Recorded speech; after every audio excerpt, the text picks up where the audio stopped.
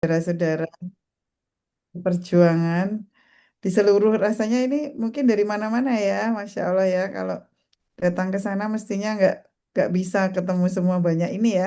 Kak Aklia waktu itu kita ketemu sedikit orang ini ternyata Masya Allah banyak banget gitu senangnya dan akhirnya bisa bertemu setelah saya wirawiri ke Aceh dulu sejak tsunami kemudian kami Fakultas Psikologi UGM merintis Psikologi Unsyah dan ternyata tersambungnya baru sekarang-sekarang ini gitu ya. eh oke, saya share screen. Oh, tapi belum bisa, Kak. Ini terusnya masih request, send request. Apakah bisa dibuat saya share screen?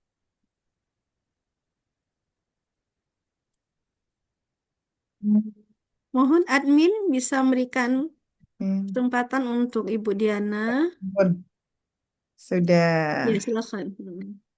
sampun. Ya, eh ini saya manggilnya apa ya? Ustadz, Ustadz, Ustadz, Ustazah lah ya. Eh Ustadz, Ustazah, teman-teman semua.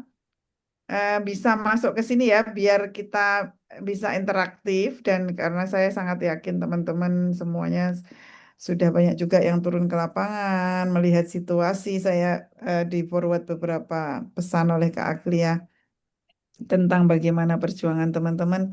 Tolong masuk ke joinpd.com, masukkan kode CEHKEX tanpa spasi ini biar nanti bisa ini diskusi dengan cepat gitu. Ini tadi di salah satu peserta Zoom ada yang profilnya judulnya Kita Muslim Tidak Merayakan Tahun Baru. Nah, ini kita makanya ini ya tirakat bersama. Mudah-mudahan pertemuan kita malam ini di saat orang-orang berkumpul untuk tahun baru, kita berkumpul untuk memikirkan umat ya yang sesungguhnya yang benar-benar sedang teman-teman semua hadapi di lapangan. Monggo, monggo.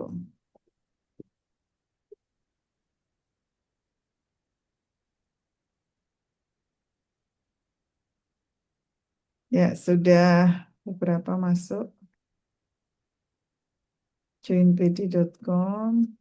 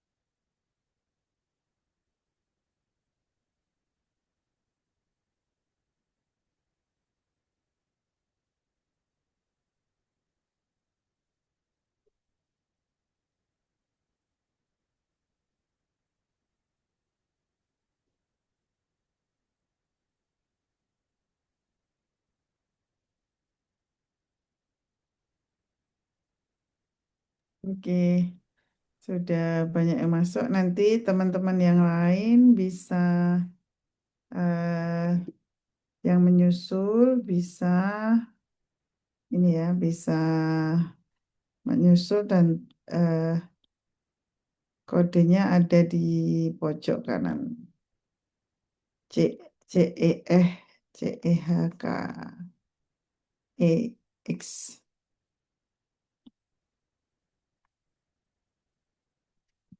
Ya. eh,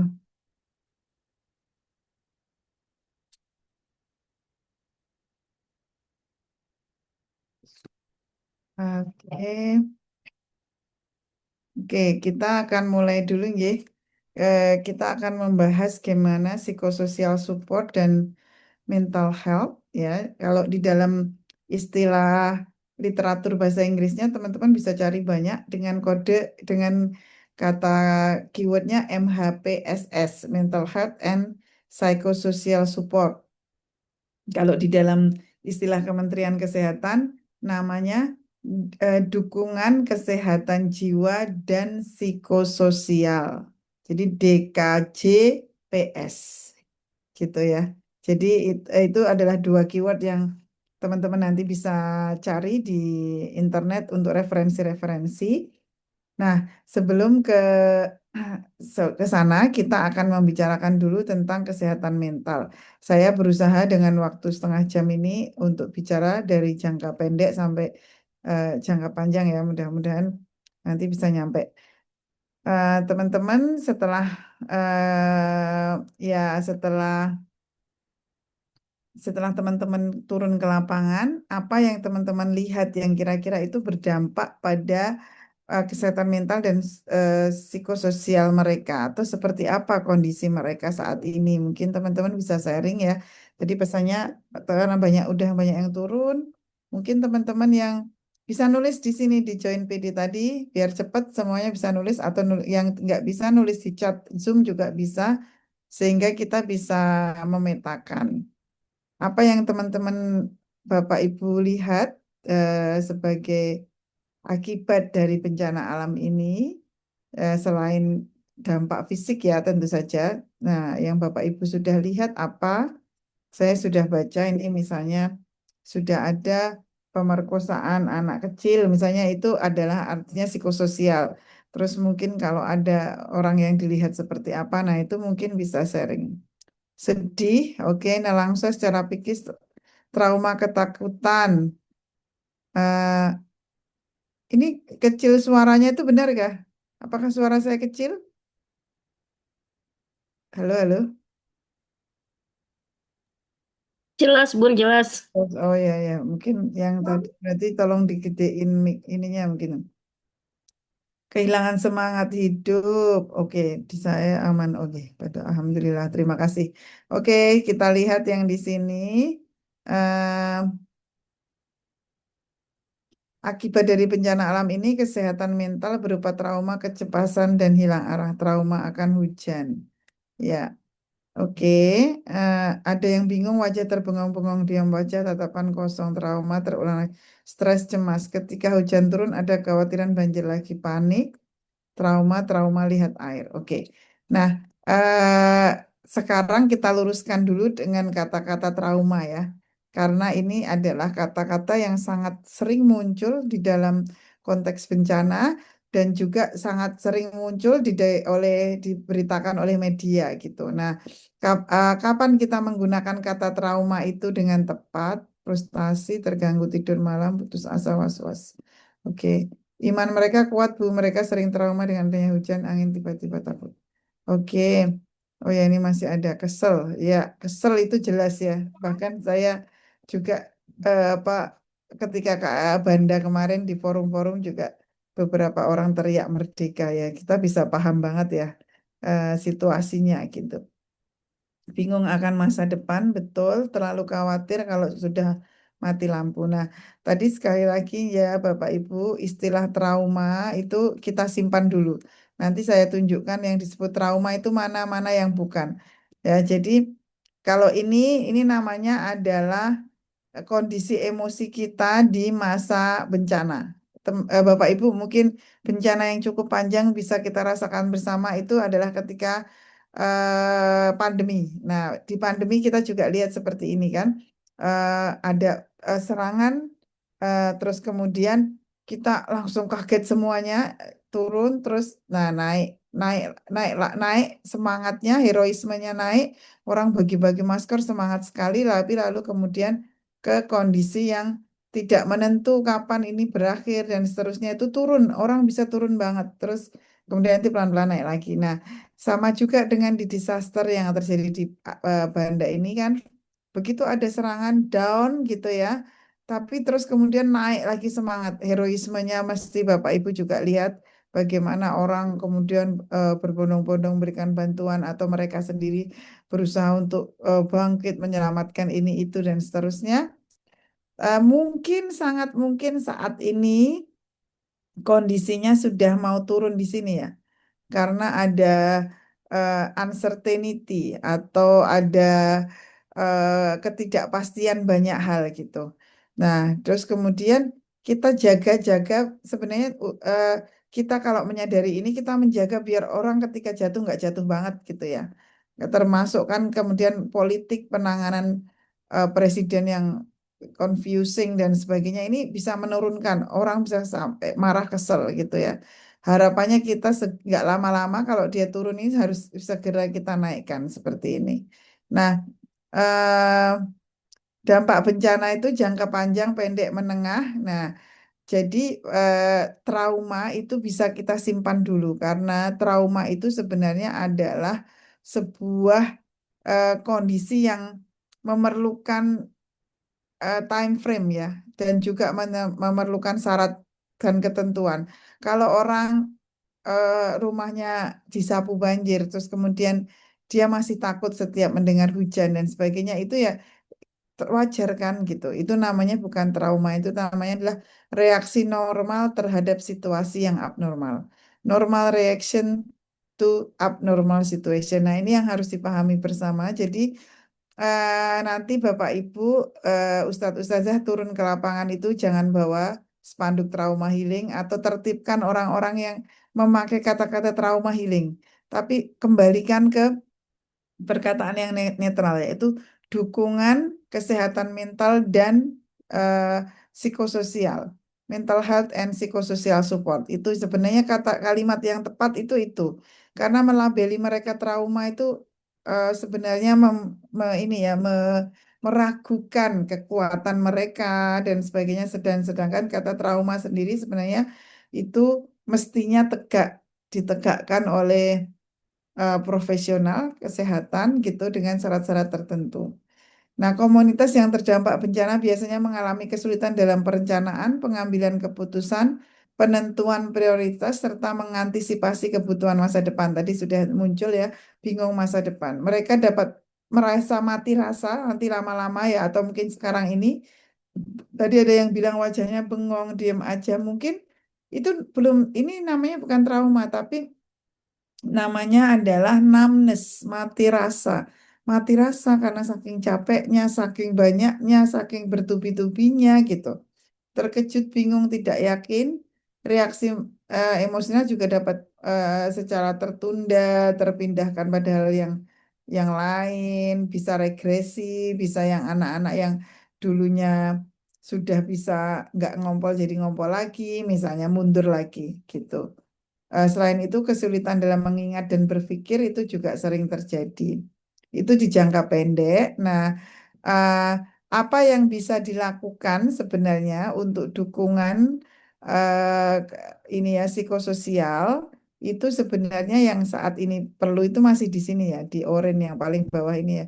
Bantuan darurat, dukungan pemulihan praktis, dukungan emosional dan jaminan, serta advokasi untuk layanan yang aman secara psikologis yang menghormati martabat masyarakat. Jadi sebenarnya kalau kita bersatu ini ya, yang penting itu ada istilah di mana-mana termasuk di tulisan yang diperbuat ke saya ini bahwa saat ini lebih butuh bantuan bantuan tanggap darurat, belum perlu psikososial. Nah, itu sebenarnya pemahaman yang keliru karena sebenarnya tidak dikotomis, sebenarnya kedua hal ini merupakan eh, bagian yang saling berhubungan. Jadi maksudnya gini, sejak yang namanya orang itu mau sejahtera secara psikis, itu kesejahteraan fisik itu sangat mendukung.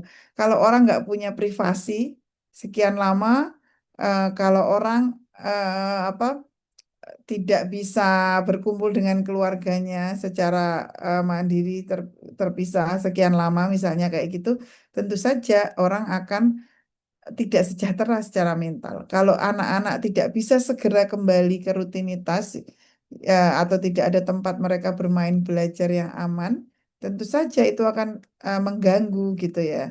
mengganggu well-being-nya, mengganggu kesehatan mentalnya. Oleh karena itu sebenarnya prosesnya ini harus simultan, harus bareng.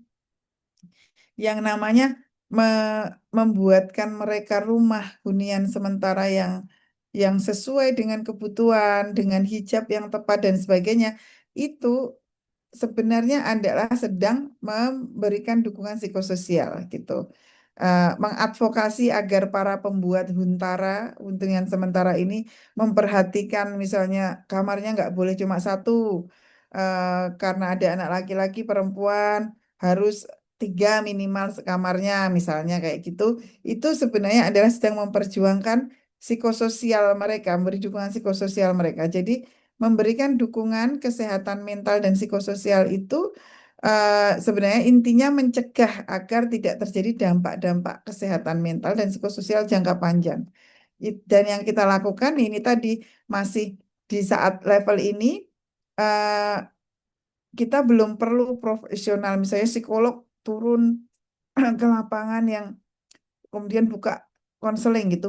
Belum, kita yang diperlukan adalah bantuan darurat untuk segera memulihkan aktivitas mereka, termasuk segera memulihkan dignity mereka. Makanya kami di UGM tuh kemarin mengirim namanya Dignity Kids. Dignity Kids itu adalah alat-alat yang bisa membuat mereka merasa mampu menguasai dirinya dan terhormat, ya, menjaga dirinya dengan terhormat, ya. Jadi kita kasih sabun, odol, pembalut, jilbab, baju yang kayak gitu-gitu. Ini kan untuk membuat mereka itu termasuk sarung untuk hijab kalau seandainya mereka masih di pengungsian gitu.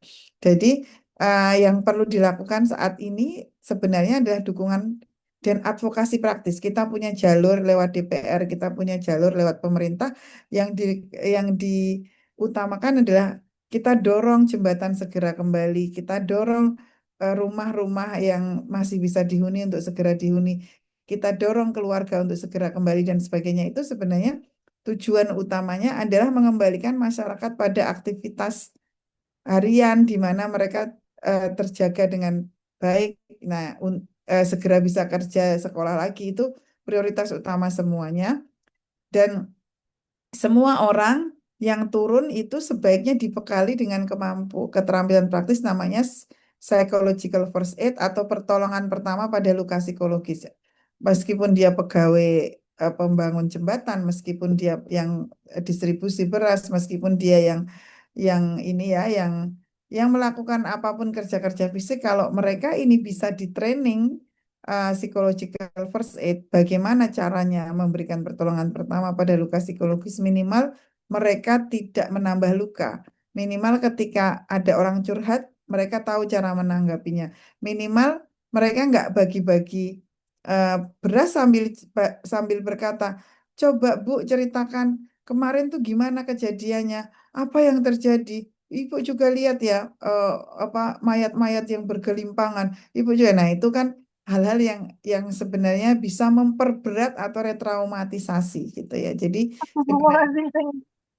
jadi sebenarnya ini ya yang kita jadi fokus kita, termasuk mengadvokasi agar segera biar anak rakyat tidak marah, tidak ini gitu ya. Itu adalah hal-hal yang bisa kita lakukan. Tentu saja kalau ustadz-ustadzah melakukan pengajian dengan mereka memaknai ini sebagai bentuk cinta Allah dan sebagainya untuk selalu positif dan seterusnya, bahwa semua orang juga diuji, semakin beriman semakin diuji dan seterusnya, itu adalah tema-tema yang bisa membuat mereka berpikir positif dalam melihat keadaan. Itu juga merupakan dukungan psikososial. Kalau ustadz-ustadzah mengajak anak kecil bermain dengan aktivitas-aktivitas menyenangkan, mengaji lagi dan sebagainya, itu juga merupakan dukungan kesehatan mental dan psikososial begitu.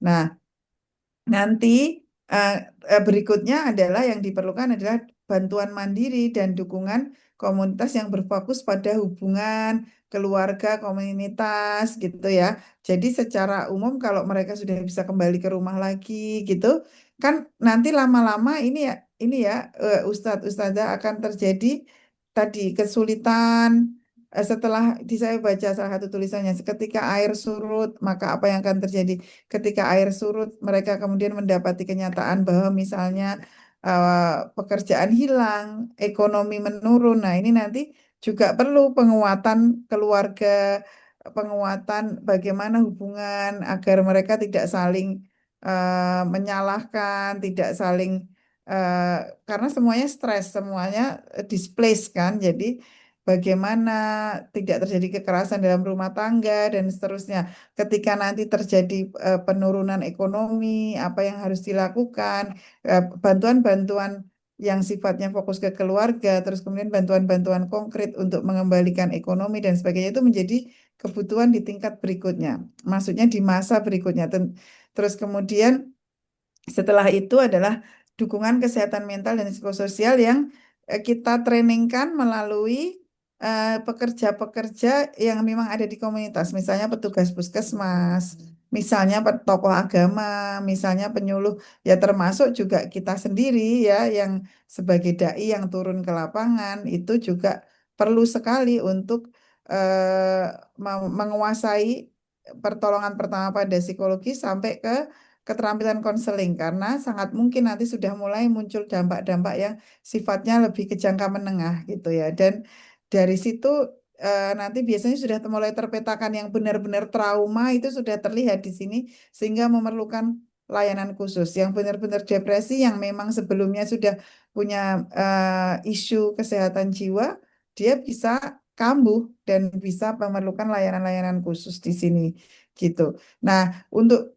jangka yang sangat panjang diperlukan penguatan pada tiga hal, yaitu penguatan di sekolah, di kesehatan mental psikososial di sekolah, kemudian penguatan keluarga seperti yang tadi saya sampaikan, dan penguatan sistem kesehatan agar ketika dampak-dampak banjir ini muncul dalam bentuk macam-macam di kemudian hari sistemnya sudah siap begitu. Nah, ini yang perlu menjadi tujuan dan prioritas kita. Dukungan sosial termasuk dukungan emosional dan coping, pemberian rasa aman, sumber daya, dukungan sebaya, serta pengembangan komunitas merupakan jenis layanan dasar, gitu ya. Termasuk memfungsikan kembali masjid. Saya lihat di laporan ini sudah 2 kali nggak sholat Jumat karena merasa masjidnya kotor dan sebagainya. Ini kan berarti komunitasnya ini perlu diinikan kembali gitu. Layanan menjadi lebih terfokus, lebih terspesialisasi ketika semakin ke atas. Respon kesehatan mental seseorang dan jenis dukungan yang dibutuhkan akan tergantung. Ya seperti karena di setiap daerah beda-beda ya. Ada yang dampak dapat longsor dan banjir, ada yang banjir saja dan sebagainya. Respon layanan dibutuhkan pada semua tingkatan sejak awal, tetapi segera setelah bencana biasanya orang akan lebih banyak berfokus pada bagian bantuan pada bagian dasar piramida. Selama proses pemulihan, orang perlu dapat naik dan turun tingkat dukungan sesuai kebutuhan atau bahkan mungkin memerlukan dukungan pada beberapa tingkat secara bersamaan. Peran pekerja kesehatan mental bervariasi ya nanti ini kalau psikolog dan sebagainya ini nanti bervariasi di semua tempat ini termasuk saat ini ya yang paling penting adalah mentraining teman-teman dan juga menjaga kesehatan mental teman-teman sendiri yang turun ke lapangan mungkin karena ingat bahwa para relawan bencana itu adalah namanya second victim of disaster. Jadi eh, merupakan korban kedua yang harus juga dijaga agar jangan sampai stres gitu. Gitu ya. Jadi itu yang meluruskan dulu. Nah, apa yang disebut dengan trauma? Trauma itu disebut dalam hal ini khususnya adalah post traumatic stress disorder. Nah, ini tanda-tandanya adalah flashback, merasa mengalami kembali peristiwa traumatis itu secara intens, sangat intens, menghindari tempat, orang atau situasi yang mengingatkan pada trauma, perubahan pikiran dan suasana hati, merasa sedih, takut, marah, atau bersalah, tapi harus ada kata terus-menerus, sulit merasakan emosi positif, mudah terkejut, sangat waspada, berlebihan, sulit tidur, dan mudah marah. Dan biasanya ini terjadi jika lebih dari 1 bulan masih seperti itu, berbulan-bulan atau bertahun-tahun itu baru disebut PTSD ya. Ya nggak usah menunggu bertahun-tahun, tapi begitu orang sampai nggak bisa berfungsi normal karena ketakutan-ketakutan itu, maka itu disebut PTSD, Post Traumatic Stress Disorder. Nah, kalau semua hal ini, misalnya ketakutan pada hujan, ketakutan pada banjir, air meluap lagi dan sebagainya, itu masih wajar, tidak membuat mereka disable, tidak membuat mereka tidak mampu berbuat apa-apa gitu ya, itu sebenarnya masih wajar pada saat ini gitu. Nah, sekarang kembali ke definisi utama. Jadi yang disebut sehat jiwa itu seperti apa? Sehat jiwa itu ciri-cirinya di sini ya. Nanti bisa diamati untuk melihat apakah ini orang-orang ini sebenarnya sehat jiwa atau enggak, atau sebenarnya eh, seperti apa gitu ya. Jadi sehat mental itu eh, adalah kondisi di mana individu itu mengenali potensi dirinya. Artinya dia juga sadar, dia bisa menguasai diri, dia tahu tujuan hidup, tujuan jangka panjang ya, termasuk ya ketika optimisme pada kondisi seperti ini itu berarti sehat, mampu menghadapi tekanan hidup sehari-hari, tidak mudah kalut, tidak mudah marah, produktif. Jadi produktivitas itu sesuatu yang menjadi ciri. Eh, tapi kita perlu memberi Windows time gitu ya untuk ini tadi ya, untuk judgement. Jadi tidak perlu judgement sebenarnya, tapi yang kita perlu dorong dan perlu bantu adalah produktivitas kembali.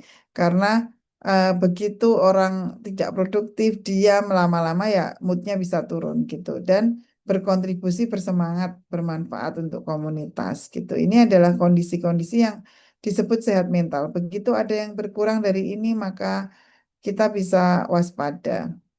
Nah, jangka menengah ya sekarang ini ya 1 minggu, 1 bulan setelah bencana, anak-anak, remaja, dan dewasa mengalami berbagai kondisi emosi, kondisi yang biasanya dirasakan meliputi perasaan tidak nyaman, takut, sedih, marah, dan rasa tidak pasti tentang masa depan. Komunitas sering merasa kondisi stres selama berbulan-bulan mengakibatkan penurunan kondisi kesehatan, peningkatan tingkat kecelakaan, memperburuk hubungan antar individu, mungkin antar keluarga. Namun di sisi lain mereka juga dapat merasakan altruisme, kebersamaan, dan kepedulian. Nah, di jangka panjang, orang dewasa dan anak-anak dapat merasa terisolasi dari teman dan keluarga tadi ketika berita-berita mereda, ya, dan masalah umumnya akan terjadi kesulitan ekonomi, penurunan kualitas hidup. Saya pikir juga mungkin sekarang ini kata dokter dari UGM itu penyakit kulit ya sangat banyak karena kebersihan, terus lumpur bekas banjir itu ya. Nah, ini isu-isu yang mungkin, dan juga pastinya pada kondisi sekarang ini mungkin orang yang darah tinggi tidak terobati dengan baik, orang-orang yang sudah penyakit kronis tertunda, sehingga bisa terjadi berbagai hal di masa depan. Nah, ini yang juga perlu kita antisipasi. Pengalaman komunitas mengalami perubahan dan tidak lagi merasakan kesamaan seperti sebelumnya. Banyak masalah sosial, pernikahan tadi termasuk perkosaan, eh, dan berbagai hal yang masalah-masalah keluarga yang tertunda muncul kembali dan mengalami krisis.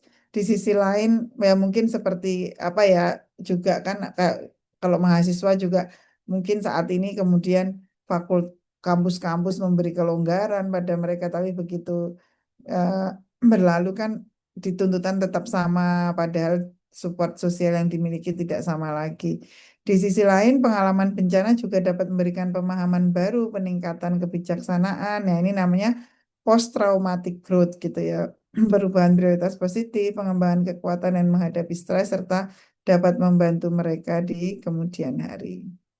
Nah, ini kelompok rentan, ya, anak-anak, lansia, individu dengan riwayat masalah kejiwaan, ini kelompok yang rentan ya. Dan ya tentu saja disabel dan sebagainya itu juga rentan.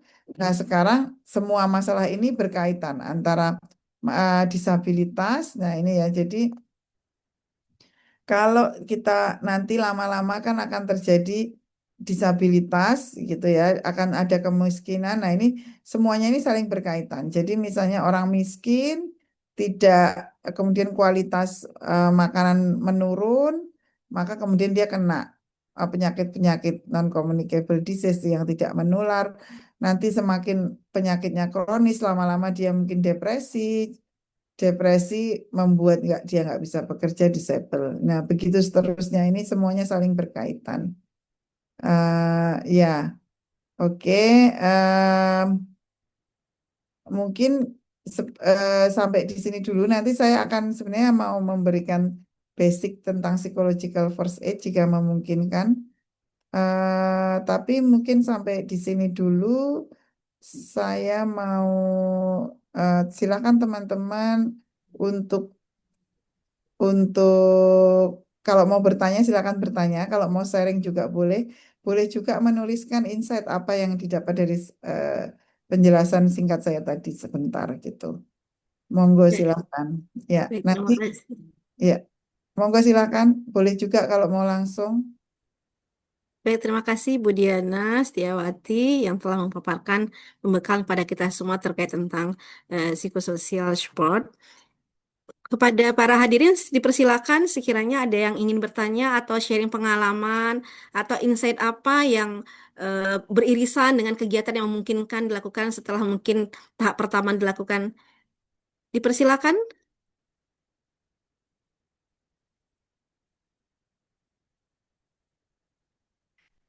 Bapak Ibu sekalian atau ada yang sudah menulis di kolom chat? Ada yang sudah menulis di Iya. link PD ini. Hmm. Yang di chat belum ada. Monggo Iya. silakan. Mau bertanya juga boleh.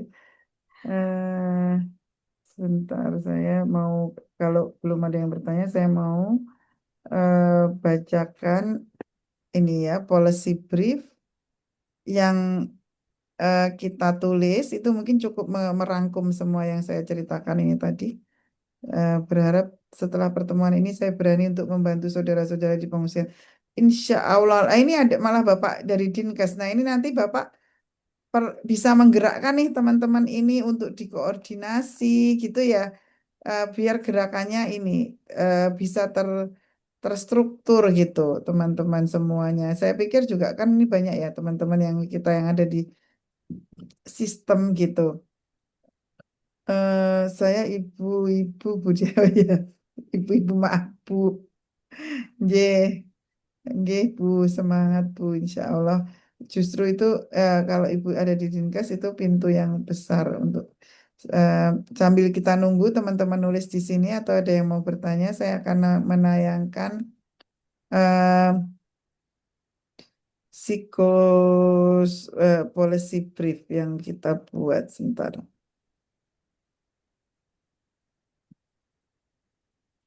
Monggo silahkan kalau ada yang mau bertanya.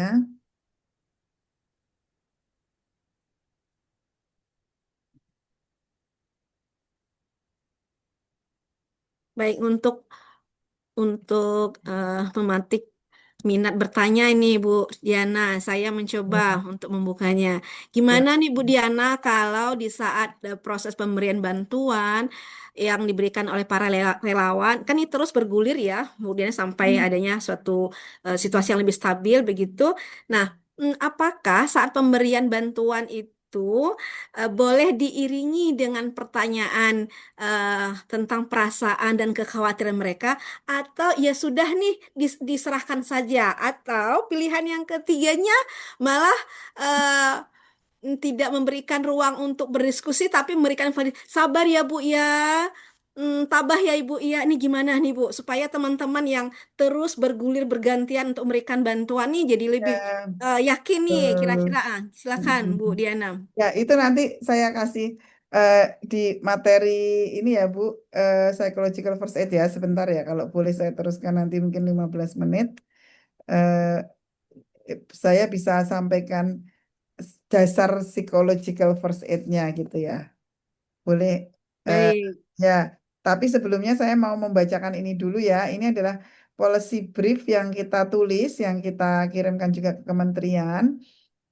Yang ini mungkin akan membuat teman-teman Ustadz-ustadzah bisa lebih paham gitu ya. Jadi ya bencana berskala besar ini dalam situasi krisis ya, tekanan emosional, ketidakpastian serta disrupsi kehidupan sehari-hari berdampak pada kemampuan masyarakat untuk berpikir jernih, mengambil keputusan, menetapkan prioritas tindakan. Pada saat yang sama, respon bencana sering dihadapkan pada tantangan kepemimpinan dan koordinasi lintas sektor, sehingga intervensi berisiko tidak terarah, tumpang tindih, dan tidak berkelanjutan. Jadi kalau sebenarnya salah satu problem besar dari intervensi bencana itu adalah leadership ya, Ustadz Ustadzah ini sebenarnya kesempatan besar Ustadz Ustadzah sebagai pemimpin umat untuk mengarahkan gitu, termasuk mengarahkan bantuan-bantuan itu ya. Karena biasanya yang lumpuh adalah leadership. Semua orang tidak bisa berpikir jernih. Eh, Kalau kita bisa naik helikopter terus lihat dari atas sebenarnya masalahnya itu seperti apa, nah itu kemudian kita membantu mereka untuk memprioritaskan ini dan itu sangat membantu gitu ya. Penurunan kapasitas pengambilan keputusan individu dan komunitas yang terdampak merupakan reaksi normal terhadap situasi abnormal ya. Namun dapat menjadi hambatan serius bagi pemulihan apabila tidak ditangani secara sistematis gitu. Nah, temuan lapangan dari tim Syahkuala ya, tim kita sebagai perguruan tinggi mitra di wilayah terdampak itu kondisi ini diperberat ya dengan belum terpenuhnya sebagian kebutuhan primer. Jadi sekali lagi kebutuhan primer adalah kebutuhan utama yang akan mendukung well-being orang-orang. Jadi ya kalau tidak ada gunanya dalam tanda petik ya kalau kita kasih konseling atau apapun, tapi dia lapar gitu. Nah, ini harus dipahami sebagai satu kesatuan gitu.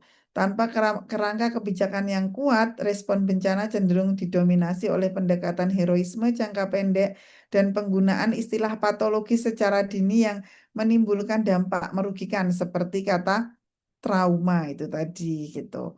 Oleh karena itu diperlukan kebijakan strategis yang menempatkan kesehatan mental dan dukungan psikososial sebagai bagian integral dari sistem respon bencana serta terintegrasi dengan pemenuhan kebutuhan dasar. Nah, makanya itu seperti ini yang tadi saya kita harus memahami gitu ya bahwa ini saya nanti saya share, saya bacakan ini aja. Ya, jadi MHPSS atau Mental Health and Psychosocial Support memerlukan koordinasi lintas sektor yang terstruktur dan berkelanjutan. Jadi bergerak dalam bidang apapun nanti Bapak Ibu, kalau misalnya ada ikhwah kita yang memang khusus menyalurkan bantuan beras gitu ya, itu pun harus berkoordinasi sebenarnya. Itu juga kerangka pemulihan psikososial dan mental health. Cuman bentuknya hal berbeda-beda ini harusnya saling yang khusus memulihkan rumah juga juga harus berkoordinasi. Kesehatan mental tidak dapat dipandang sebagai tanggung jawab sektor kesehatan jiwa semata, melainkan sebagai bagian integral dari seluruh sektor yang terlibat dalam penanggulangan bencana, termasuk kesehatan, pendidikan, sosial, perumahan, dan perlindungan masyarakat.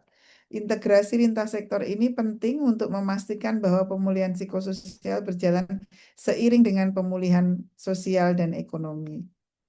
Yang kedua, menegaskan bahwa kesehatan mental merupakan tanggung jawab semua orang. Pemulihan kesehatan mental merupakan bagian yang tidak terpisahkan dari proses pemulihan pasca bencana secara keseluruhan. Seluruh aktor yang terlibat, pemerintah, organisasi kemanusiaan, institusi pendidikan, tenaga kesehatan, dan komunitas perlu memahami bahwa setiap hal yang dilakukan memiliki implikasi psikososial. Jadi apapun itu, bahkan nanti kalau misalnya pembagian beras nggak adil, pembagian bantuan nggak adil, itu bisa berdampak psikososial ya. Jadi jangan sampai bantuan kita itu juga nanti membuat semakin parah gitu, bukan justru mendukung gitu. Pendekatan ini mendorong agar kesehatan mental menjadi pertimbangan lintas kebijakan dan lintas program. Relawan bencana yang memberikan dukungan kebutuhan dasar seperti makanan, pakaian, tempat tinggal, pemulihan fasilitas umum merupakan para aktor yang sangat penting mendapatkan pelatihan P3LP atau Psychological First Aid. Pertolongan pertama pada luka psikologis. Karena mereka memiliki potensi menolong lewat interaksi langsung dan mencegah terjadinya dampak kesehatan mental dan psikososial jangka panjang. Yang ketiga, memastikan bahwa seluruh bantuan dan intervensi tidak menimbulkan dampak merugikan.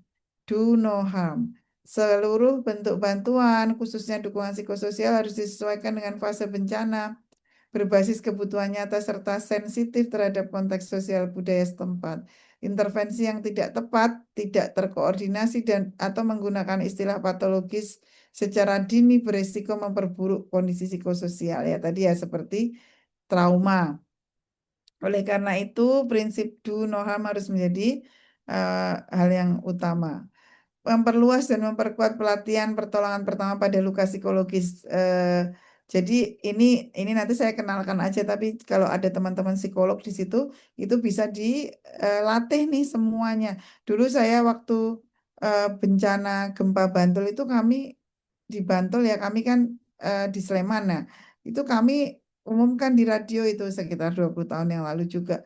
Siapa yang relawan yang turun ke lapangan dan sebagainya, silahkan merapat untuk mendapatkan pelatihan psychological first aid itu bisa sampai 500 orang gitu ya.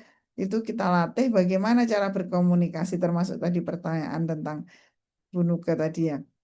Nah, integrasi MHPSS dalam pelayanan kesehatan primer perlu diprioritaskan. Nah, ini Bu Dinkes tadi ya. Jadi bagaimana semua orang di dalam puskesmas itu pada akhirnya nanti paham bagaimana cara mendeteksi dini, promosi kesehatan mental dan dukungan psikososial dasar gitu yang bisa eh, sehingga bisa sensitif, bisa screening juga. Di sisi lain, sisi pendidikan perlu diposisikan sebagai ruang strategis untuk pemulihan psikososial anak dan remaja melalui penguatan peran guru, layanan bimbingan konseling, serta kebijakan sekolah yang mendukung kesejahteraan psikologi seluruh warga sekolah. Dan tentu saja komunikasi publik pasca bencana oleh media massa maupun tokoh masyarakat itu ya harus dijaga pelabaran trauma, memberikan ekspos korban yang justru akan menambah reaksi emosional itu harus eh, ditata. Revitalisasi sekolah perlu menjadi prioritas dalam fase awal pemulihan pasca bencana, tidak hanya sebagai tempat pembelajaran akademik, tetapi juga sebagai pusat pemulihan psikososial anak, remaja, dan keluarga. Sekolah berperan penting dalam mengembalikan rutinitas, rasa aman, serta interaksi sosial yang sehat, sehingga dapat mencegah dampak psikososial jangka pandang pada generasi muda.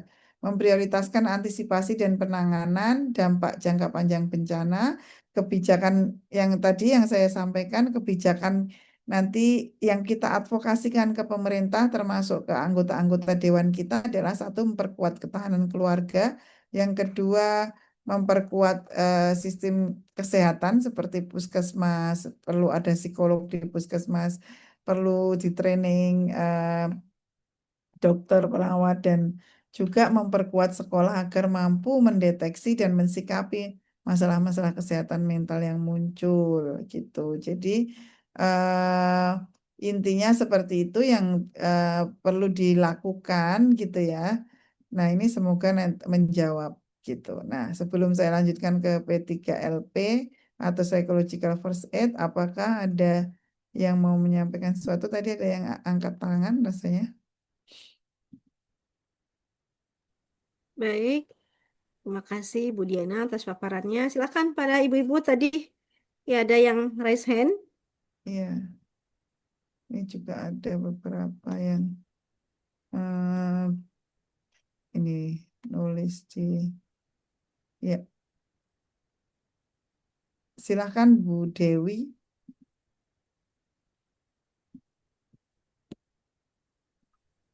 Bismillahirrahmanirrahim. Apa sebelumnya Ibu apa videonya di-off-kan? Nggak apa-apa Bu. Oke, oke. Alhamdulillah Makasih. di sana udah lancar ya listriknya ya. Alhamdulillah berkat kesabaran, keikhlasan Betul, semuanya. alhamdulillah. Iya, Semuanya. Alhamdulillah saya berada di Aceh Besar. Alhamdulillah kemarin itu memang tidak terdampak, paling cuma ya seperti yang semua juga tahu gitu kan, paling listrik gitu ya, ya. Terus BBM ya, gas dan yang lain. Ya Alhamdulillah, kaderulahnya di hari ke apa, berarti sekitar 2 minggu, 2 pekan yang lalu, itu saya sempat turun ke daerah Pidijaya, tepatnya di Desa Daya Hussein itu. Alhamdulillah saya juga sebelumnya ini juga bergabung dengan Dandiah Care, Ibu, yang punyanya Teh Diah dan Kang Ganggi yang di apa Bandung. Saya termasuk juga dalam duta kesehatan mentalnya Dandiah. Ini jadi Dandiah bekerja sama dengan Yakesma Aceh itu alhamdulillah memberikan donasi dan akhirnya kami memberikan PFA melalui mewakili dan Diah Care gitu. Nah, jadi Jadi yang diberikan berkat apa Bu tadi? pendampingan psikososial. Iya, dalam Ya, bentuk apa? kemarin itu kita pas awal turunnya itu karena info dari Yakesma, Desa Daya Husin itu baru bisa diakses 3 hari sebelum kami datang itu. Ininya, Mm-mm. jadi memang fokus kami itu memang hanya mendampingi ibu-ibu dan anak-anak gitu. Selain memang membawa bantuan ya, Nah, bantuan. yang didampingi pendampingannya bentuknya apa Bu? Ya, pas sampai ke situ kita eh, lebih kayak apa sharing aja sih Ibu dengan ibu-ibu yang ada di situ, Mm-mm. sharing. Terus kita juga mengajak mereka senam bersama, bergerak, ya kan? Terus kita di akhir pakai butterfly hug ininya. Apa tadi? Nah, butterfly hug. Oh, butterfly heart. Ya, itu di Oke. akhir. Nah, Mm. awalnya kita kan mau bagi 2 kelompok tuh, Bu Diana kan. Diana mau tangani juga apa mendampingi anak-anak. Ketika kita di lokasi, rupanya anak-anak itu sudah diajak main bersama, kalau nggak salah tuh dari relawannya Humanis yang punyanya Pak Anies. Karena kan Pak Anies juga di Pidijaya 2 hari Mm. sebelumnya gitu. Jadi akhirnya kita fokus ke ibu-ibunya gitu. Nah, eh, ketika kita baru ngucapin salam itu dan kita bilang maksudnya eh, kita datang ke situ karena eh, apa hati kita juga bersama mereka gitu kan. Nah, di Mm-mm. luar prediksi kami itu mereka itu langsung apa keluar gitu apa yang dirasa mungkin selama ini yang sudah mungkin dipendam hampir apa hampir sebulan ya kemarin itu berarti ya ketika kami turun dan uh, diselip-selip apa ketika mereka menceritakan tentang apa situasi ketika mereka terkena bencana itu gitu kan semuanya Mm-mm. itu mengalir begitu saja tapi lagi-lagi mereka maksudnya bersyukurnya baru hari ini gitu kami ada tempat mengeluarkan rasa yang kami rasa gitu yang sudah mungkin 20 hari ini kayaknya yang datang hanya memberikan bantuan terus langsung pergi gitu tanpa menanyakan kabar kami. Mungkin itu Mm-mm. secara ininya. Terus mereka bilang kami tahu kalau misalnya nggak boleh marah gitu. Tapi Mm-mm. ketika melihat misalnya pulang ke rumah, kita tahu semua suami, anak itu bukan karena malas-malesan nggak mau apa paculin tanahnya gitu kan. Tapi kita tahu Mm-mm. semua nggak mungkin dikerjakan gitu ininya saya karena nggak ada alatnya semuanya gitu kan. Tapi yang namanya ibu-ibu perempuan itu kan pasti kepingin meluapkan meluapkan Mm-mm. rasanya kata mereka kan itu ininya Mm-mm. jadi akhirnya setelah udah marah-marah terus mikir lagi oh iya ya saya sebenarnya mereka bukan malas bukan ini tapi memang karena nggak ada alatnya untuk apa menunjang gitu untuk menunjang mereka membersihkan rumahnya Mm-mm. gitu jadi akhirnya mereka mengatakan bahwasanya ketika si orang tuh berkumpul di posko itu seolah kayaknya musibah itu nggak terjadi gitu tapi ketika balik ke rumah melihat kondisi rumah habis itu balik lagi sedih gitu kan ini gitu. Jadi lebih ke situ tapi secara umum memang kalau kita lihat perempuan-perempuan di Aceh ini memang kami saja yang misalnya perempuan Aceh juga angkat salut maksudnya dengan mereka ketika itu Mm-mm. belum belum belum sebulan lebih lah saya apa mereka mengalaminya semua tapi mereka bisa setegar itu luar biasa sih, buat Mm, kami gitu kan, mm, ininya. mm, Jadi mm. eh, jadi memang sebenarnya pendampingan dan mereka menitipkan cuma misalnya mendoakan saya kan, kami mendoakan para relawan, relawan semuanya sehat, bisa mengadvokasi, bisa meng-share apa, nge-share gitu tentang berita tentang Mm, mereka gitu, sehingga bantuan bisa mereka dapatkan. Yang paling mereka inginkan ya Untara itu ya kan, karena kan mau menyambut mm. Ramadan gitu ya, Mm, Untara. mm. Persiapan untuk Ramadan lah, paling tidak nggak lagi semuanya terfokus di dapur umum gitu kan. Mereka mungkin ingin buat RT aja itu kan harus panasin di dapur umum itu kan luar biasa effortnya gitu kan, Bu, ininya. Jadi memang terus ketika misalnya anak-anak itu di tangan saya ada kawan bermain setiap hari itu menjadi pelipur lara gitu buat ibu-ibu ini gitu. Mungkin kalau kami kemarin baru berkesempatan di satu desa Bu ya datang, dan di sini kan saya melihat banyak sekali ya, ramai sekali hari ini para ustazah-ustazah, ada dokter, psikolog ya kan, dan sebagainya semua ya kan. Ini jadi kayaknya kalau misalnya kita semua saling bergandengan tangan, saling bekerja sama ya kan, mungkin tuh bisa hampir setiap hari mungkin kan kita bisa mengunjungi para penyintas ini gitu kan. Sama satu lagi kita memang harus punya kader tempatan di daerah-daerah pengungsian tersebut. Misalnya kayak kami di sini di Banda Aceh, Aceh Besar, kan tidak mungkin setiap hari bolak-balik ya, bukan ke Ya, sana. Sedangkan betul. mereka kan perlu terus gitu, didampingi. Mungkin itu sih yang mungkin perlu kita berpikir sama-sama, yuk gimana gitu caranya membagi membagi personil nih ketika turun ya kan. Jadi oh Ya, hari ini betul. mungkin bisa di sini dan sebagainya. Mungkin itu Hmm. Bu Diana. Selain juga saya minta mungkin ada apa tips yang lain ya kan, kalau di kolom chat tuh udah banyak sekali ya pertanyaan dan lain sebagainya. Tadi saya cuma ingin menyampaikan sharing sedikit hal yang sudah saya alami di uh, di lapangan kemarin itu. Terima kasih banyak Bu Diana. Ya, terima Assalamualaikum kasih. warahmatullahi wabarakatuh. Waalaikumsalam warahmatullahi wabarakatuh. Terima kasih sharingnya benar. Nanti yang memang yang perlu ditata itu adalah pergerakannya gimana gitu ya. Kita koordinasinya gimana. Bagaimana juga membagi energi ya, agar kalau sudah paham ininya itu karena ini bakal jangka panjang dan kita perlu mendampingi mereka secara sistemik itu ya yang perlu dikoordinasikan termasuk tadi ya bagaimana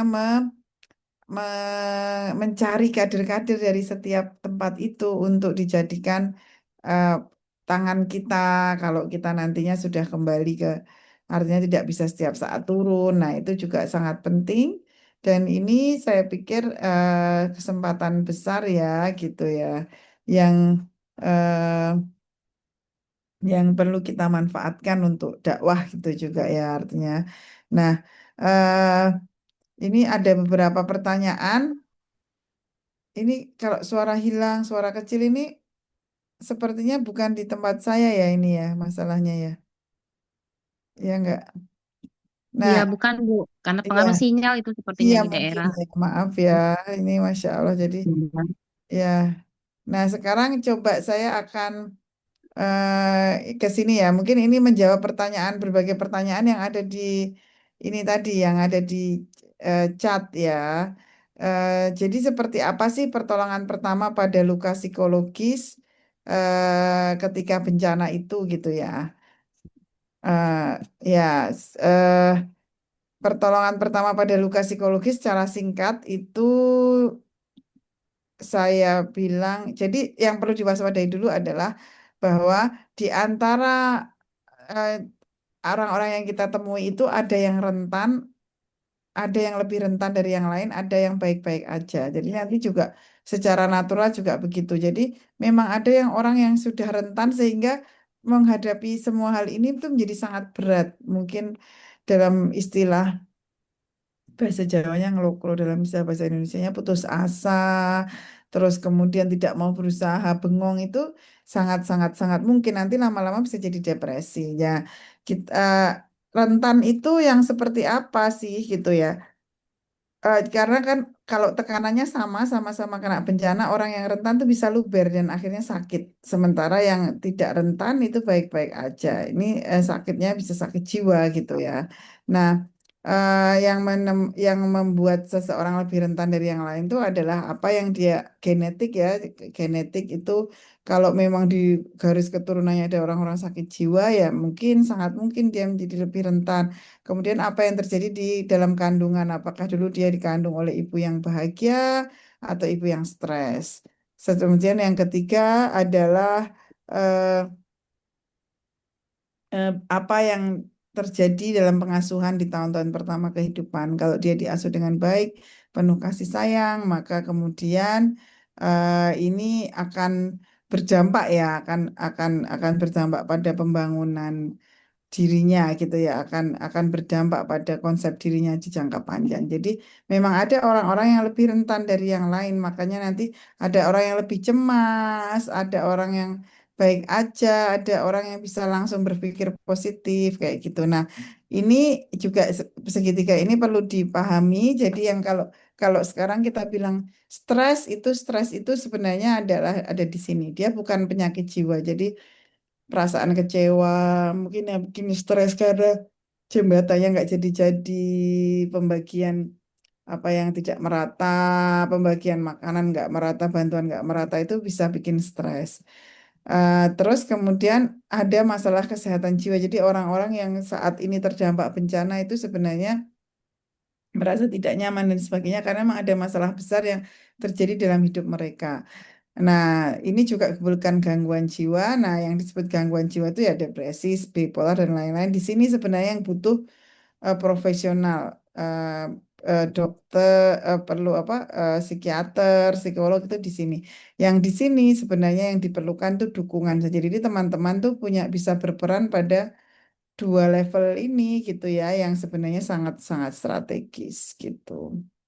Nah, pertolongan pertama pada luka psikologis untuk anak ya, ini coba kita kontekstualkan untuk anak ya. Jadi seperti apa untuk anak nanti kita lihat kalau untuk orang tua ya sebenarnya sama. Jadi eh, orang tua pengasuh juga sering sekali kan merasa stres, merasa kewalahan seperti cerita tadi. Oleh karena itu, kalau kita mengurusi anaknya itu akan membantu orang tua dan pengasuh agar mereka mampu mengelola diri.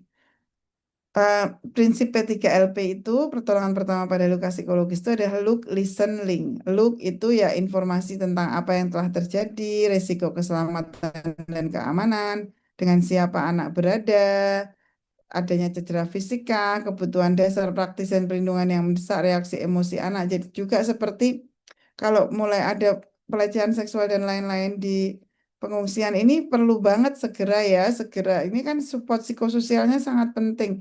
Bagaimana hijabnya, bagaimana supervisi anak-anak di lapangan ini kan penting banget gitu agar tidak dimanfaatkan oleh pihak-pihak yang tidak bertanggung jawab. Terus kemudian listen. Listen itu jadi prinsipnya look, listen, link. Listen tuh mendekati anak untuk memperkenalkan diri, tidak memulai sentuhan fisik secara langsung ya. Kalau kalau nggak semua orang nyaman menenangkan anak, mendengarkan secara aktif dan penuh perhatian, menerima dan memvalidasi perasaan serta reaksi anak, mengajukan pertanyaan sesuai usia, kebutuhan dan kekhawatiran, tapi bukan menanyakan apa yang terjadi yang itu retraumatisasi gitu. Jadi ya kalau kita tidak mampu menghandle respon traumanya jangan gitu karena kalau bukan profesional jadi jangan jangan sekali-sekali untuk melakukan retraumatisasi seperti tadi waktu itu kamu ada di mana nak? Kamu lihat apa? Nah itu nggak usah sih gitu ya. Jadi fokus aja pada sekarang kondisi sekarang gimana. Kecuali dia cerita sendiri. Nah itu kita ya Allah gitu ya ditenangkan gitu ya. Dan tadi ada pertanyaan apakah eh, sabar ya itu. Nah, sabar ya, tawakal, tabah itu kalimat yang perlu dicoret dulu ya, karena kalau kita tidak terdampak bencana, Terus kita bilang pada orang yang kehilangan rumah, kehilangan keluarga, sabar ya, itu sebenarnya seperti merendahkan kemampuan mereka gitu ya. Jadi perlu sekali untuk dipahami bahwa sabar, tawakal, tabah itu sesuatu yang ingin dicapai tapi tidak untuk diucapkan. Kita perlu membantu mereka dengan respon empatik gitu ya. Ya Allah, berat sekali ya. Gitu, kira-kira semacam gitulah. Ya Allah, berat sekali ya. Ya Allah, insya Allah kalian adalah anak-anak terpilih gitu. Masya Allah gitu ya. Itu sesuatu yang ini, ya Allah, itu lebih ini dipeluk, didengarkan, itu jauh lebih powerful daripada kita bilang sabar ya. Tabah ya itu seperti menafikan gitu. Jadi membantu anak mencari solusi kebutuhan yang mendesak, misalnya ya dia nggak punya pensil, mau belajar susah Kak, sekarang gimana, pensil saya hilang, buku saya hilang. Nah itu kan, oh berarti ada kebutuhan-kebutuhan mendesak gitu. Nah kemudian setelah itu link mengalingkan anak terhadap sesuatu yang bisa membantu. Jadi apa yang bisa dibantu untuk anak ini, perlindungan, layanan kebutuhan dasar kah? Atau misalnya apa, pengen ngaji lagi tapi nggak punya Quran, pengen ngaji lagi nggak ada gurunya misalnya dan sebagainya. Itu kan, nah jika anak sendirian, jadi supervisi anak itu juga sangat penting. Kok bisa sampai terjadi kejadian-kejadian buruk di pengungsian itu yang menambah resah, itu harus segera dimitigasi gitu. Nah, jadi jaga keamanan anak gitu, terus lindungi anak dari mendengar cerita-cerita yang menyedihkan dari media ya, orang-orang, wawancara-wawancara yang mungkin belum tertraining dan tidak bertanggung jawab. Lindungi dari anak dari misalnya, oh mau banjir lagi, mau ini lagi kayak gitu-gitu, itu mungkin tidak terlalu perlu untuk anak. Dengarkan pandangan anak tentang situasi yang mereka alami, usahakan berbicara dengan anak sejajar dengan tinggi mata mereka, gunakan kata-kata dan penjelasan yang dapat mereka pahami, dukung para pengasuh dalam merawat anak-anak mereka sendiri. Jika menghabiskan waktu untuk anak-anak, usahakan melibatkan mereka dalam kegiatan bermain dan percakapan sederhana tentang minat mereka sesuai usia mereka gitu ya. Jadi ya, ya cukup bermain dengan mereka, belajar, ngasih tahu pengalaman tentang apa ya, tentang alam, tentang apa gitu ya. Listen, talk, play, dengarkan, ajak bicara, ajak bermain. Gitu ya, seperti itu. Ini sebenarnya adalah hal-hal yang ini ya, cara membantu ya, hal-hal yang penting gitu ya. Nah, untuk orang tua juga sebenarnya prinsipnya sama, yaitu look, listen, link gitu ya. Jadi look, listen, link ini berlaku sebagai basic dari psychological first aid gitu. Mungkin seperti itu. Silahkan kalau ada yang mau bertanya lagi nih, ada banyak sih yang nanya di Q&A gitu. Eh, eh, ini boleh saya bacakan ya Kak ya. Ini ada yang Kak Nuke ya, ada yang nanya di QA ini. Izin Silakan. bertanya, Bu, saya sudah pernah turun sekali ke daerah bencana dan ada satu orang yang nanya ke saya saat itu, pertanyaannya, apa yang kalian rasakan kalau di posisi kami? Itu cara kita meresponnya apa ya, Bu? Ada satu orang nanya ke saya, oh apa yang ibu kalian rasakan kalau di posisi kami? Maksudnya itu berarti mereka justru yang nanya pada kita. Ya kita bilang bahwa ya pasti bingung, yang agak netral-netral aja ya, jangan mensugesti sesuatu yang pasti marah, pasti ini itu enggak, tapi mungkin ya mungkin bingung, mungkin khawatir tentang masa depan itu hal biasa kok Dek. Ya itu tadi kan sudah saya sebutkan, nggak apa-apa. Insya Allah semakin kalau kita bisa melihat semua ini dengan positif, ini pasti tidak mudah, tapi kita coba berusaha untuk mencari hikmah ya di balik ini semua. Kenapa ya kira-kira kok Allah ingin kok kita melewati ini semua? Pasti karena Allah yakin kita adalah orang-orang yang kuat.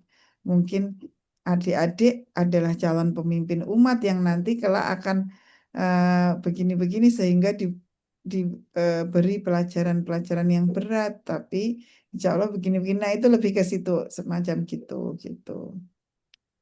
Em, ya, eh, saya punya kecemasan yang luar biasa terhadap sesuatu dari suatu hari sebelum kejadian saya melewati daerah-daerah yang hancur itu.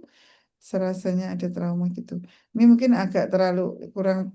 Oh, ini nanti bisa WA aja nih yang nanya tentang kecemasan ini, karena saya nggak harus detail ini, nggak terlalu paham maksudnya gitu. Nanti boleh minta WA saya ke Kak Aklia ya. Oke. Eh, Bagaimana menangani masalah emosi masyarakat yang belum dapat bantuan yang belum merata karena letaknya terisolir, bantuan hanya sampai daerah yang terjangkau. Ini sesuatu yang, ini sesuatu banget yang menggemaskan ya. Kalau ada daerah terisolir dan lain-lain itu ya memang sulit banget ketika kebutuhan dasar itu tidak terpenuhi, sangat sulit untuk menjaga emosi masyarakat gitu ya. Jadi memang saat ya kita melakukan advokasi lah, melakukan apa atau kalau perlu pinjam helikopter siapa untuk menurunkan barang. Nah, itu sih yang bisa kita lakukan. Apakah kita bisa melakukan hal-hal sebesar itu? Nah, itu sangat tergantung posisi kita ya, tapi mestinya ya kita harusnya bisa ya lama-lama. Ya, oke, ada lagi Kak Nuke yang bertanya? Baik, sejauh ini di link eh, tidak ada lagi pertanyaan-pertanyaan berkaitan dengan materi dan situasi yang pernah dihadapi. Mm-mm. Nur Halimah. Ibu Kakak Nur Halimah ini raise hand. Oke, nah, silakan Ibu. Saya nggak- Mm. Baik, terima kasih Ibu. Assalamualaikum warahmatullahi wabarakatuh. Waalaikumsalam warahmatullahi wabarakatuh, Bu Nur Halimah. Mm. Sebelumnya mohon maaf ya Bu, kami tidak open kamera karena jaringannya tidak bagus di sini Ibu. Ya, betul. Gini Bu, saya mau bertanya, tapi sebelumnya saya mau cerita dulu. Jadi sekitar hampir sebulan yang lalu itu saya dan teman-teman itu ada turun ke lokasi banjir di daerah saya ya Bu, di Aceh Tenggara. Eh, jadi pas kami ke sana itu dengan biaya sendiri gitu Bu, karena memang adik-adik binaan saya itu pengen ke sana, mereka bawa apa yang mereka bisa bawa dari biaya pribadi gitu. Ada yang bidan, ada yang orang kesehatan, dia bawa semacam obat gitu kan Bu. Nah sampai di sana itu kita lantas melaksanakan apa yang sudah kita rencanakan. Yang orang kesehatan mereka buka pengobatan gratis gitu kan, dan biaya obat-obatan yang mereka bawa itu memang yang mereka beli secara pribadi gitu. Nah, jadi pada satu kesempatan itu ada seorang bapak itu bawa anaknya berobat. Ternyata obatnya itu habis Bu, karena kan dari biaya pribadi itu terbatas Bu. Betul. Nah karena habis obatnya itu beberapa warga di situ malah marah gitu Bu. Jadi bapak ini malah marah, ngapain kalian datang-datang ke sini kalau cuman bawa ini aja, mending kalian nggak usah aja ke sini, sampai kayak gitu kan Ibu. Iya, iya. Malah binaan adik-adik saya ini jadi kena mental gitu kalau bahasa orang sekarang ya. Jadi takut untuk turun lagi karena takut dimarahi sama saudara-saudara yang terkena banjir gitu Bu. Nah pertanyaan saya, gimana ya Bu caranya kita merespon kalau misalkan ada warga yang demikian gitu, karena memang bukannya saya menjelekkan atau apa, terkadang ada kami turun itu mereka itu marah kalau tidak kita bawa sesuai dengan harapan mereka, padahal yang kami bawa juga atas donasi yang kami kutip sendiri, bukan dari apa tuh pemerintah gitu kan Bu. Jadi Ya, kira-kira gimana ya Bu gitu caranya supaya kami turun itu tidak mengecewakan mereka, satu. Kemudian supaya teman-teman yang datang kayak kami yang pemula sebagai relawan ini enggak terkejut gitu Bu dengan kondisi ya, masyarakat kita yang seperti itu gitu. ya. Demikian Bu ya, terima kasih Ibu. Assalamualaikum. Waalaikumsalam warahmatullahi wabarakatuh. Iya Kak, betul banget. Makanya disitulah perlunya leadership dan koordinasi. Eh, Sebenarnya di awal ini ya, semua hal ini kita juga harus punya ini ya Kak Nuka ya, pusat data ya, pusat data. Sebenarnya setiap teman-teman turun itu selain memberikan bantuan ya apapun lah itu mestinya juga mengumpulkan data. Jadi nanti kita kumpulkan ke misalnya siapa di sini teman-teman yang mau mengkoordinasi atau sekarang kan sangat mudah ya bikin Google Doc sama-sama rame-rame atau Excel rame-rame gitu kan sangat mudah. Sehingga kita tuh bisa semakin lama makin tahu prioritas tuh yang mana, yang terkena dampak paling berat mana. Untuk ke depan kita memutuskan seperti apa, itu juga termasuk untuk tahu jumlah itu siapa, pemimpin lokal di situ siapa. Jadi kalau sebaiknya kalau mau turun itu berhubungan dulu dengan orang yang eh, pemimpin yang di situ untuk tahu harga di situ jumlahnya berapa dan sebagainya. Bagaimana cara terbaiknya biasanya sih dengan koordinasi dengan orang setempat dan juga koordinasi mungkin juga perlu koordinasi dengan liko yang lain ya biar nanti semuanya bisa bersatu nggak cuma sedikit banget misalnya itu kan hal-hal yang perlu kita lakukan gitu karena ya sangat bisa dipahami kalau orang saling iri nanti sebentar lagi semakin besar tuh hal seperti itu yang di sana udah dibangun Huntara yang di sana ini dan seterusnya ya oleh karena itu di UGM itu timnya juga berusaha untuk misalnya membangun Huntara itu semua masyarakat terlibat dan sebagainya gitu. Seperti itu dari masyarakat dilibatkan dari mendesain sampai mendirikan. Ada lagi Bu Kusna, silahkan Bu. Halo, Assalamualaikum Bu Diana. Ah, Assalamualaikum Bapak Ibu semua. Eh, Bu, ini mau sharing eh, ah, terkait tentang persiapan kita mau turun ke lapangan. Jadi karena saya di kesehatan, kita ada beberapa klaster Bu. Jadi untuk hmm, Biren, PD Jaya, untuk Aceh, Sumatera, Sumatera Utara, Sumatera Barat, itu ada dibuat relawan umum. Kemudian nanti itu ada room-room lagi, klaster kesehatan, klaster pemulihan, dan itu setiap kabupaten itu ada, Bu Diana. mm-mm, Dan itu juga nanti misalnya kalau saya karena saya kesehatan lingkungan saya masuk ke klaster pemulihan. Nah, di situ tentang air bersih dan sebagainya. Di situ ada kepala dinas PUPR-nya untuk Biren. mm, Dan nanti di pengungsian dia juga ada kepala eh, dinas apa perlindungan perempuan dan anak. mm. Nah, jadi mungkin nanti bisa kita bergabung ke situ ke dalam itu. Nanti bisa saya share di sini roomnya. Kita bisa masuk. Nah, nanti kita bisa masuk misalnya eh, kita mau datang ke desa apa gitu, ke posko apa. Nanti akan dijawab oleh relawan-relawan lain bagaimana kondisinya. Nah, Oh, dan bagus itu itu. alhamdulillah Bu Diana untuk Hmm, kali ini memang mungkin karena kita belajar dari tsunami dan sebagainya, jadi hmm. relawan-relawan ini sudah lebih siap untuk integrasi semua. Ya, bagus. Ya, ini bagus sekali ini tadi. Yang saya maksudkan juga seperti itu. Di antara teman-teman sendiri punya data, nanti kalau ini kita masih berkoordinasi harus tuh dengan relawan-relawan yang lain gitu. Betul, Bu Diana. Kita, Oke.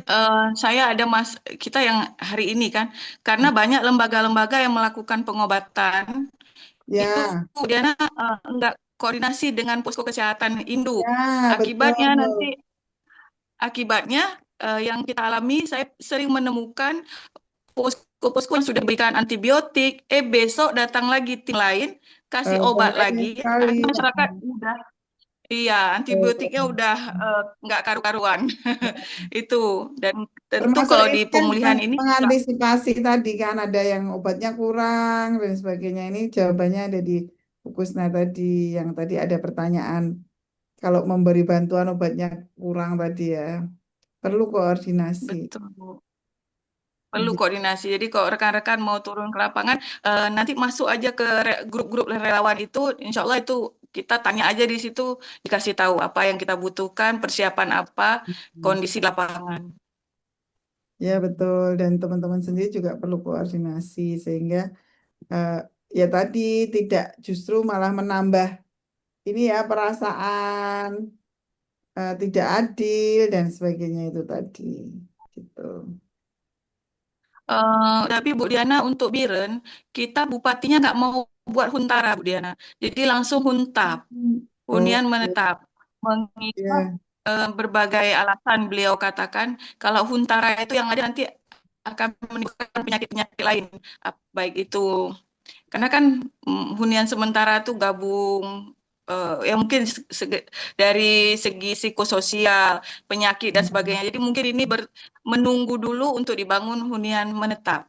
Itu Bu Diana kalau Biren. Jadi beda-beda nih ya, kondisinya. itu memang ya beda-beda gitu. Tapi kan ada juga yang belum jelas kapan dan sebagainya daripada tinggal di tenda itu Huntara itu kalau dari konsepnya UGM kemarin memanfaatkan kayu-kayu yang eh, ikut yang terbuang itu kayu-kayu yang terbawa banjir itu dibuat rakyatnya diajari terus kemudian biar segera punya tempat satu keluarga itu sebenarnya penting banget gitu yang dibangun oleh UGM itu ya bertahannya cuma 3 tahun dengan asumsi pemerintah akan sanggup menyelesaikan huntap itu dalam waktu 2 tahunan maksimal gitu. Ya begitu sih. Ya itu saya pikir Baik, sudah ada baik, Bu ahlinya Diana. yang berargumen ibu nanti bisa di ini apa dihubungkan gitu. Ya, Terima kasih Bu Diana. ye. Ya, Tadi baik. ada lagi Alifa siapa tadi namanya? Ya, Alvira, monggo.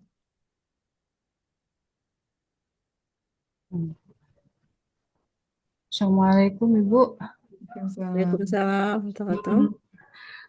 Ibu, baru-baru ini saya menghubungi, bukan menghubungi ya, berkomunikasi dengan teman saya, adik Leting di Pidijaya yang terdampak banjir bandang dan rumahnya itu terendam lumpur sampai ke atap. Jadi saya tahu itu ketika dia japri saya kalau kita ada komunitas Tajaga dan kita buka donasi makanan siap santap yaitu ke Mamah, dia japri saya juga mau Kak katanya kayak gitu. Jadi saya nggak tahu kalau dia itu terkena dampak banjir bandang dan parah.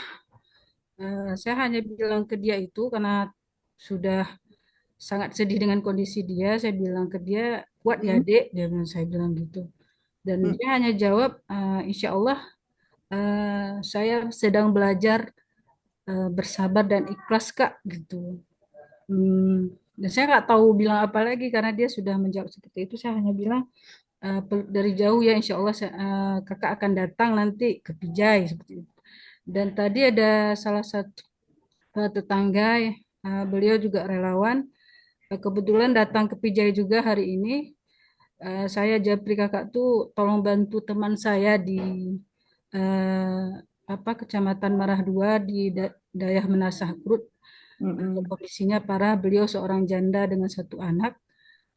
Maksud saya untuk bantu psikologi beliau saja, tidak memberi bantuan. Ternyata kakak tersebut memberi bantuan dan saya tidak tahu karena tidak berkomunikasi lagi dengan beliau. Dan adik Leting ini kemudian japri saya, Kak, terima kasih ya atas bantuan kakak. Tadi ada kawan kakak kasih bantuan ke saya. Dan itu saya melihat suatu semangat dari dia. Dia boleh menerima kondisi dia. Karena saya tanya ke kakak yang relawan ini, gimana kondisinya Kak? Katanya, oh dia sedang pakai yang sepatu boot itu, dan sedang pegang cangkul, katanya dia baru pulang dari kikis lumpur di rumah dia. Saya bayangkan lumpur apa karena memang lumpurnya itu udah mau sampai memenuhi atap karena dia seorang janda dan dengan satu orang anak, mungkin dia kerjanya sendiri atau dibantu dengan saudara-saudaranya, saya nggak tahu juga. Eh, yang saya ingin tanya Kak, apakah sudah betul ketika saya mengatakan kuat ya Dek, apakah saya menafikan kekuatan dia secara tidak langsung gitu Bu? Karena saya juga berpikir apa benar yang saya lakukan seperti itu. Tapi saya sudah berusaha seperti itu, Bu. Terima kasih. Assalamualaikum warahmatullahi wabarakatuh. Ya, Waalaikumsalam warahmatullahi wabarakatuh. Terima kasih Silakan. Kak Alvira. Jadi eh, sabar, sabar ya, tabah ya itu mungkin lebih baik diganti dengan kalimat-kalimat seperti la haula wala quwata illa billah gitu. Itu kan nggak kuat ya dek gitu kan nggak, tapi la haula wala quwata illa billah, masya Allah, semoga Allah beri kekuatan kayak gitu-gitu ya. Jadi lebih lebih ini gitu, apa, tidak mendikte dia atau tidak meragukan kekuatan dia, atau pasti kamu terpilih karena kamu jadi orang yang kuat tuh iya gitu, tapi jangan menasihati, itu aja sih yang lebih Baik. tepatnya gitu. Baik, ibu-ibu solihah sekalian, waktu sudah di pukul 5 Udah menit lagi akhir tahun menjelang. ya. Kira-kira ada lain yang ingin ditanyakan? Mohon bisa lebih efektif untuk bertanya sebelum kita akhiri. Iya. Eh, Assalamualaikum warahmatullahi wabarakatuh. Waalaikumsalam Izin, warahmatullahi wabarakatuh. Silakan Pak Rahmat. ya, Alhamdulillah terima kasih atas ruang dan waktu Bu Dr. Diana dan Bu Noke yang telah membersamai kita dalam pelatihan ini. Ini mungkin tidak apa namanya tidak bisa dikatakan pelatihan ini bisa sekali langsung teman-teman di daerah ini di seluruh daerah ini, seluruh Aceh ini. Alhamdulillah bisa kemudian mampu ya untuk bisa mengaplikasikan apa yang disampaikan, yang telah diberikan mungkin ya. Akan tetapi ini ada sesuatu kata kunci yang baik yang bisa jadi pelajaran buat kita. Ada proses yang dimana kita perlu belajar untuk saling koordinasi, ada proses manajemen di situ ya. Mendorong kita untuk tidak tergopoh ya untuk melakukan sesuatu hal. Jadi persiapan dini itu penting sekali, persiapan-persiapan yang diperlukan. Jadi sama seperti kita ma'rifatul medan ya, melihat medan kita itu nanti yang akan kita lakukan itu seperti apa, perlu kita pelajari. Maka nanti ini Bu, mohon maaf Bu Dokter Diana, jadi di teman-teman kita di sini dengan di cover-cover yang beragam ya, ada di ya, KS mungkin dengan ya, ya. pemerintah ya, bisa saja nanti melalui jalur itu atau bisa jadi lembaga-lembaga sosial dan sebagainya. Malah kita di sini kebetulan para IFA semua di internal nih. Jadi saya mengharapkan memang teman-teman semua di sini bisa ikut dan bisa belajar, bisa mendapatkan pemahaman lebih tentang psikososial first aid ini. Karena memang tidak hanya khusus bagi profesi kesehatan, tadi bisa untuk semua juga. Tapi dengan harapan kita juga perlu belajar juga gitu, perlu mempelajari lebih banyak lagi hal-hal apa yang perlu kita siapkan seperti tadi yang disampaikan itu tentang bagaimana kita butuh koordinasi, butuh pemahaman yang lebih tentang komunikasi efektif ya, komunikasi efektif dengan masyarakat ya. Kadang-kadang nggak perlu disampaikan, kita sampaikan, itu kan hal seperti itu nanti akan kita temui banyak hal di lapangan. Dan namun yang juga yang krusial sekali sebenarnya dari kami, saya kebetulan tim penanganan banjir untuk Aceh ya, di wilayah kita di internal. Jadi sebenarnya koordinasi utama kita sebenarnya yang kita lebih inikan dulu kan di internal kita. Walaupun mungkin pemerintah sudah melakukan berbagai upaya ya dalam hal ini.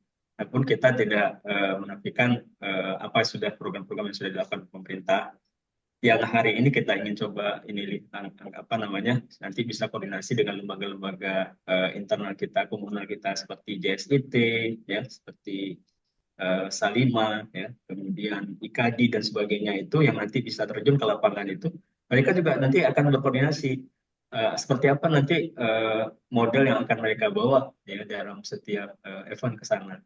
Yang perlu kita lihat mungkin ada 3 sektor ya, yang mulai dari tingkat anak-anak, remaja dan dewasa. Ini 3 sektor usia yang krusial yang sebenarnya menjadi hal yang perlu kita tanggapi di mana mereka di 3 model ini beda ini. Dan nanti di kita punya proda di masing-masing daerah itu. Dia bencana itu ada pimpinan prodanya. Nah, kita juga harus tahu ya mereka juga di sana itu punya permasalahan-permasalahan yang beragam ya dan sebagainya. Nah, jadi artinya setiap terjun itu tadi seperti disampaikan nanti akan saling berkoordinasi, dan makanya kami kemarin di awal sudah dengan proses pemulihan melalui tanggap awal itu dengan bersih-bersih rumah, itu sebuah hal yang luar biasa ya.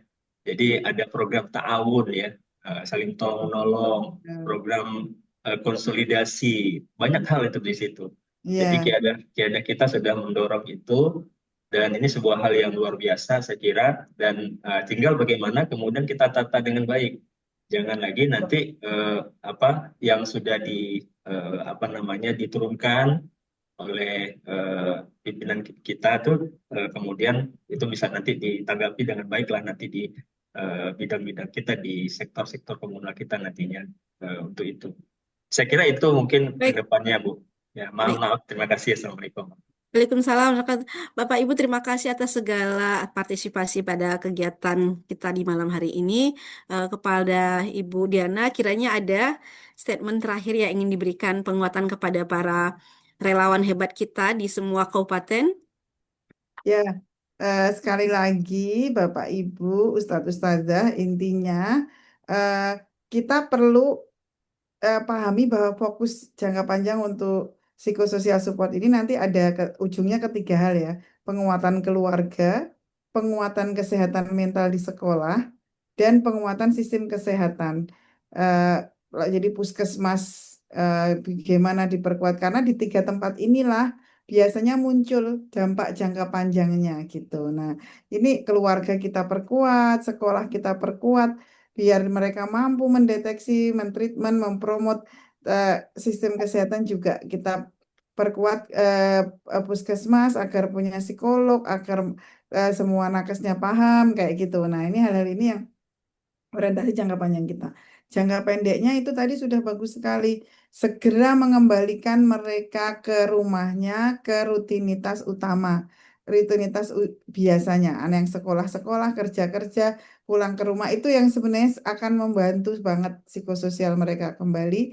Tentu saja nanti juga membantu ekonomi, membantu. Nah, masih panjang yang harus kita lakukan. Dan ini salah satu jalan yang tentunya yang Allah berikan untuk kita berkhidmat untuk umat ya. Jadi insya Allah Bapak Ibu bisa terus berkoordinasi dan menjadikan momentum-momentum ini sebagai momentum dakwah insya Allah. Baik, terima kasih Ibu atas segala paparannya. Ini sungguh benar-benar menjadi suatu bekal yang terbaik. Saya selaku moderator izin menyimpulkan beberapa poin yang bisa menguatkan kita. Diharapkan bahwa kegiatan ini menguatkan kemampuan dalam memberikan bantuan dalam psikososial support di Aceh. Kemudian diharapkan pendekatan berbasis budaya dan kearifan lokal. Orang Aceh itu identik suka berdoa bersama. Terkadang ada ungkapan bahwa mesika mendoa mah hanakue, hanabu, hanapu. Laginya anke. Jadi Bapak Ibu bisa menyesuaikan dengan situasi-situasi di tempat Translate, Bu. bencana. Translate ya. Saya Bu Diana udah jadi orang Aceh beneran nih. Iya, luar Kemudian biasa. ya, kemudian kemampuan dasar psikososial first aid menjadi kompetensi utama peserta dalam merespon kebutuhan emosional masyarakat secara cepat, empatik, dan bermartabat. Kemudian memvalidasi emosi dan komunikasi empatik ya menjadi kunci yang paling utama. Jadi para penyintas itu ingin didengar, dipahami, diterima, dikuatkan dengan segala pendekatan. Kemudian pelibatan tokoh agama dan masyarakat sangat krusial sekali. Kemudian kesenjangan akses bantuan di wilayah terisolir itu menuntut strategi alternatif dan koordinasi lintas sektor ya Bu Diana, sehingga Ya, dan segala melibatkan ya, mereka sendiri, komunitas sendiri ya. itu yang penting. Jadi melibatkan koordinasi lintas sektor mudah-mudahan ini menjadi efektif. Kemudian jangan lupa penguatan peran relawan sebagai agen pemulihan, bukan sekedar penyalur bantuan, sehingga jangan sampai helper menjadi penyintas juga gitu ya. Ini perlu diperhatikan kira-kira kalau lelah secara fisik, kalau lelah atau sudah Namanya self tergerus. care. Iya, Self-care. Ya. self care ya Bu Diana ya. Hmm. Barangkali perlu jeda sejenak untuk menguatkan kembali bahwa apa ya, memberikan simbol-simbol tertentu itu masalah mereka dan itu jangan masuk kepada kehidupan kita sehingga itu kan yang mengganggu gitu ya. Ini perlu mungkin bagi teman-teman yang barangkali eh, apa ya, tidak terbiasa dengan cerita-cerita Jadi, cerita-cerita sedih seperti itu gitu ya. Mungkin itu juga pengalaman saya ya, awal jadi psikolog ya, jadi terbawa ya. mimpi kok jadi ikutan susah gitu ya. Mungkin pelan-pelan kita bisa membedakan ini masalah masyarakat dan kemudian ini adalah masalah kita dan kemudian situasi-situasi yang lain. Kemudian pelatihan ini menegaskan bahwa eh, bantuan psikososial support ini panjang ya, melibatkan sekolah, kemudian rumah sakit juga gitu ya, Dokter Yana, sehingga Betul. kita Ya. perlu strategi yang cukup efektif sehingga berkelanjutan lah dan masyarakat kita kembali seperti semula. Demikian, Sebentar Bu Nuka, satu lagi. yes, Intinya kita itu berusaha memitigasi agar tidak ada dampak jangka panjang yang tersisa. Jadi generasi ini nggak runtuh bersama banjir. Itu yang sebenarnya kita lakukan ya. Jadi ini perannya penting sekali. Jadi sekali lagi tadi jangan buru-buru memakai label trauma, tapi kita ganti yang positif, support psikososial dan kesehatan mental. ya, Begitu. Bapak Ibu, ya terima kasih Bu Dotriana. Jangan lupa senyum terus sama sama masyarakat. Kalau udah diupayakan A, B, C, D begitu idealnya, kemudian masih ada serangan, jangan lupa dengarnya aja dulu. Karena ketenangan, kesenyuman para relawan ini 50% tuh pulih gitu, dia gitu ya. Healing power betul dari senyum. Jadi disenyuman dulu. Kita nih udah melakukan ABCD misalnya gitu ya Bu Dokter Yana. Kemudian ternyata ada reaksi-reaksi masyarakat di luar dugaan kita. Bek panik, bahasa Aceh jangan panik, jangan jangan terprovokasi gitu ya. Tenang, kemudian kadang-kadang seperti pengalaman Bu Dewi, mereka perlu didengarkan saja udah selesai itu 50% ya gitu. Akhir kata, mohon maaf dengan segala keterbatasan, ada yang sinyalnya dan kadang-kadang saya juga kadang-kadang kehilangan sinyal ya. Mohon maaf dengan segala keterbatasan, tanpa mengurangi makna dan semangat kita semua untuk berkhidmat kepada masyarakat. Mudah-mudahan ini menjadi pemberat timbangan amal di akhirat nanti. Dari saya mohon maaf dengan segala keterbatasan. Serangi para ustazah semua. Semoga Allah mudahkan. Mari kita tutup dengan istighfar. Astagfirullahaladzim, astagfirullahaladzim, astagfirullahaladzim. Dan kemudian doa penutup kafaratul masjid. Subhanallah bihamdika asyhadu an la ilaha illa anta astaghfiruka. Billahi taufiq. Assalamualaikum warahmatullahi wabarakatuh. Waalaikumsalam Wassalamualaikum warahmatullahi warahmatullahi Salam. wabarakatuh. Ya, undur diri, Bu. Matur nuwun nggih, Mbak, Ibu. Ibu dia. Iya, Oh, matur aduh. nuwun nggih. Insya Allah Ya, saya kirim bahannya ini ya. Makasih banyak Bu ya, Diana. sama-sama. Mari, mari. Kehadirannya di Aceh lagi ya Bu Diana. Allah, Ya. amin. Matur nuwun.